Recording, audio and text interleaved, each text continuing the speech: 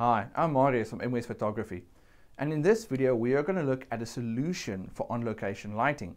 Now, I don't like to have cables between my camera and my flashes, and I also don't like power leads or battery packs that's connected to my flash strobes. So I like to work with Speedlights, easy to carry around, works on normal rechargeable batteries, and I like to have my camera to set off wirelessly with other cheap Chinese triggers, or I prefer to use pocket wizards, and I will show you how they fit on this device I'm going to show you. Now, if you look at the screen, you're going to see pictures I took, I think it's 2 or 3 weeks ago at Rhodes Memorial in Cape Town, and this is what I achieved by using the following system.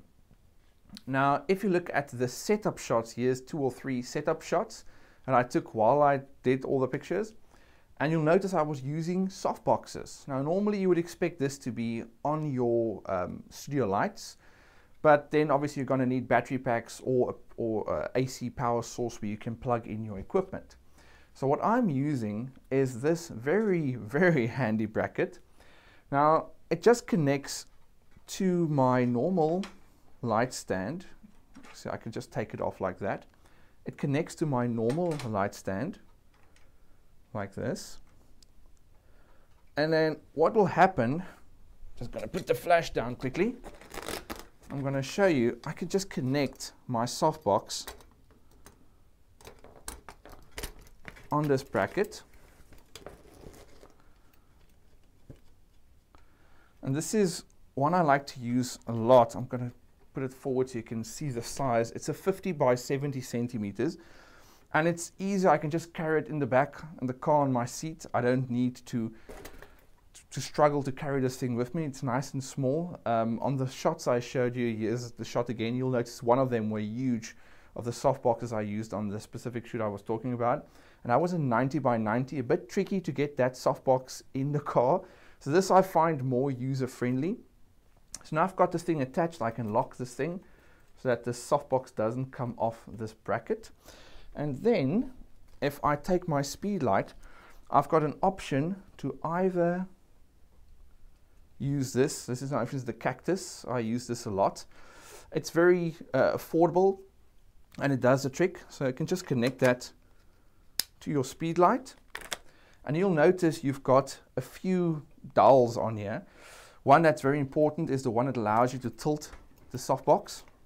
And if you're shooting outside, trust me, the wind comes in here and it's going to blow over the softbox. So make sure you've got sandbags you can put over this light stand just to keep it, to give it some nice support so the wind just doesn't blow the entire thing away. Then another one that's important are these dowels, or this one dowel here at the bottom and this one here. This will allow you to fit basically any flash on this, because this thing you can adjust the height of this, and this will allow you to move the Speedlight around. So now I can just take this Speedlight with the cactus receiver. I'm just going to put this in here.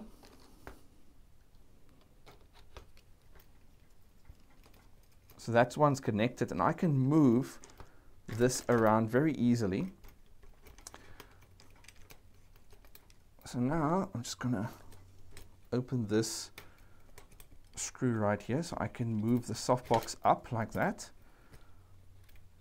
So if you've got a smaller flash, you can move it until it fits in perfectly. And then, as you can see, I've fitted this entire Speedlight within this thing. So there's your portable solution for softbox on the go wherever you are. Now, the pocket wizard, which is the ones I used on the shoot that I showed you the pictures of at the beginning of the video, it's easy to get them connected. You just need to maneuver it a little to get everything to connect properly. And you're going to see why. This is the Flex TT5, and it's a little bit bulkier than the other one. So you're going to have a little trouble getting this section in here in a corner, and you'll see that now. And because this part is larger than the cheaper Chinese set, you can't get the entire flash in sometimes because this thing is larger.